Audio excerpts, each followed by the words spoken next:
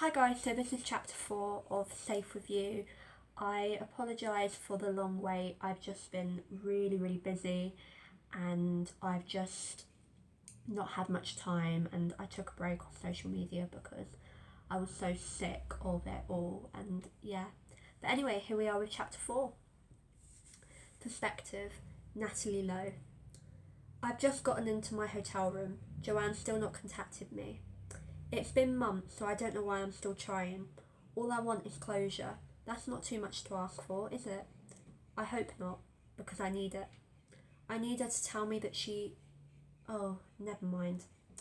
At least if she screams and yells at me, I'll have a reason in my mind to hate her.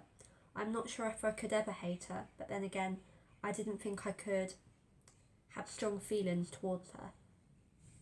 I hear my phone go off. I run to it. What if it's her?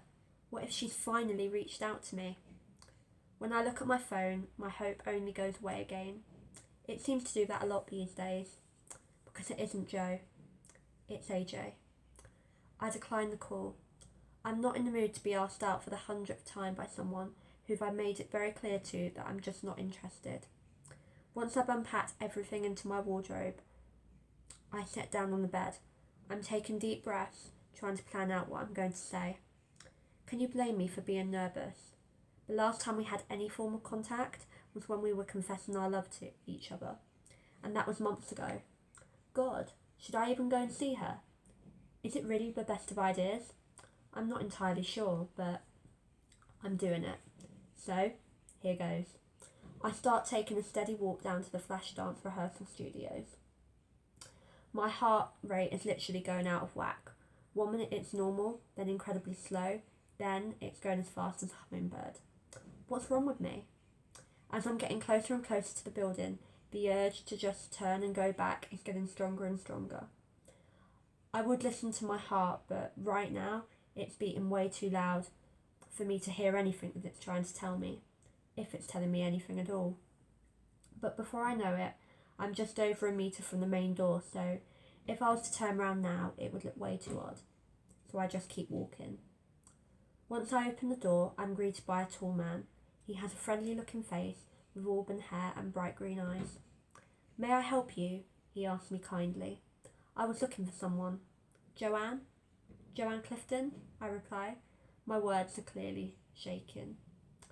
Heaven knows what the man thinks of me. Ah, right. Are you a friend of hers? He asked me, smiling widely. He seems very jolly. Friend? Well, are we friends? Are we more? What's going on with my life? I honestly don't know how to answer that extremely simple question.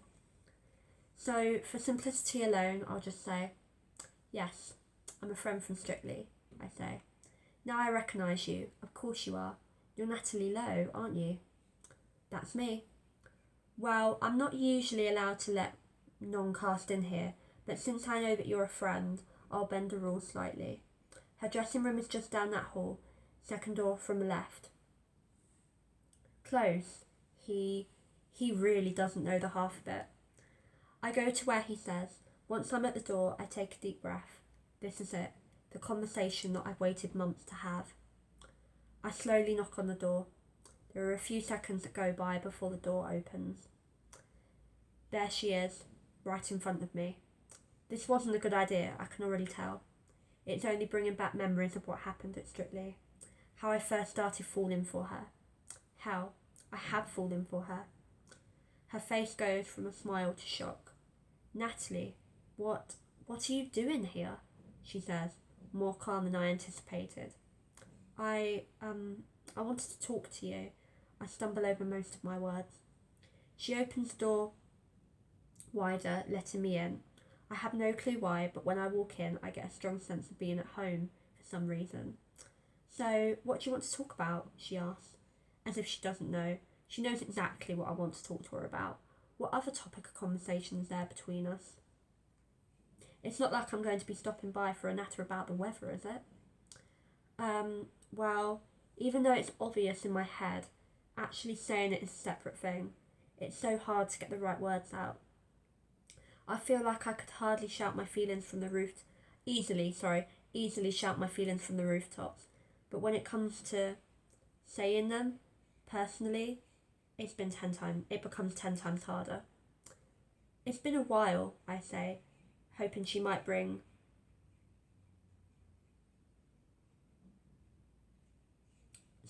It's been a while, I say. It has, not far off a year. Oh my god, it really has been that long, hasn't it? It's been almost a year of trying to get her out of my mind, not being able to sleep properly. And after all that time, my feelings have stayed the same. When we last spoke, I began, before being cut off. Yeah, about that. Don't worry about it, okay? It's fine. We both got carried away and it happened. Forget about it, she said, smiling. How can she say that smiling? How can she say that at all? She said it as if she were talking about us getting off our face drunk, or something like that. You know, something better off forgotten, but could be used as an inside joke once enough time has passed for it to become something funny, as opposed to something shameful. That kind of thing. But basically, she said it as if it meant nothing, like it wasn't even important. Forget about it. Joanne, it's all I've been able to think of ever since, I say. There's no point lying now. I have to be fully honest with her. Well, don't worry about it, really. I've moved on, she answers. Her smile has vanished, but her tone of voice stays the same, distant. Moved on? How can you say that? I snap. My feelings have been all over the place today. I woke up anxious, I ate breakfast, downright scared. I was travelling stressed, but now I feel something that Joanne's never made me feel before. Anger. I'm angry at her. I really, really am. Beyond explanation. I could honestly slap her. I never would, because I don't want to. But if I did, I would definitely do with the opinion that she deserved it. But how can she have just moved on? For the past, who knows how long, I've been unable to fall asleep, tossing and turning with images of her in my mind. Wanted her to be lying next to me, wrapping her arms around me, connecting her lips to mine the way she did that time, but she'd simply moved on. I'd wasted my time and energy loving someone who could just so easily find themselves a brand new life without so much as a care. Without me. I'm sorry if you thought, Nat, what happened between us, she starts, but it's my turn to cut her off. The sex? You mean the sex? I say angrily. Keep your voice down, she says. Why? Joe, we kissed, we had sex. When I woke up the next morning, you were nowhere to be seen. This is the first time I've had contact with you at all since, I yell. I feel like screaming. I'm so angry at her. How could she do this? But you know what? It's not that I'm losing sleep over. It's that you looked me directly in the eye and told me that you were in love with me.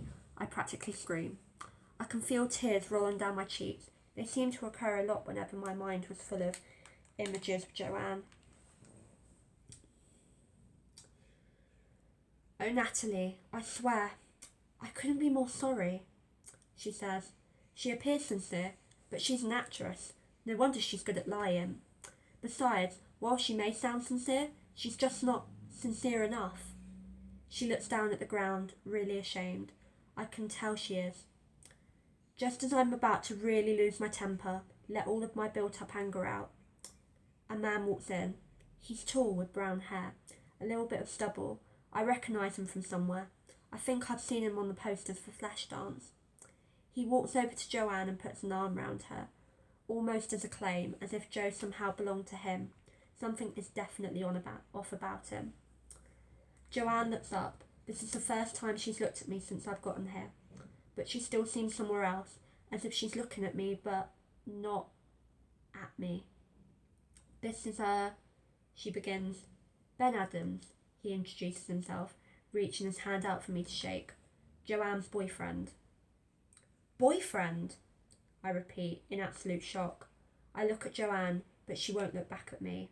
I stare at her for longer, more tears falling, desperate for her to look into my eyes. But she won't. I run out of Joanne's dressing room and out of the building. I don't know if anyone saw me, because my vision was blurred by my tears. I wouldn't care either. I've never felt such a mix of anger and sadness before. It's awful. I lean against the wall, crying. I'm crying loudly, my hands running through my hair. I feel so betrayed and kicked to the side. The man who showed me where Joanne's dressing room comes up to me and puts his hand on my shoulder. He looked very concerned for me. "Are you all right, love?" he asked me kindly. I keep crying. I know he's only trying to be nice and I really appreciate it. I would reply, but I don't have it in me to speak. I don't know how I managed to smile in this state.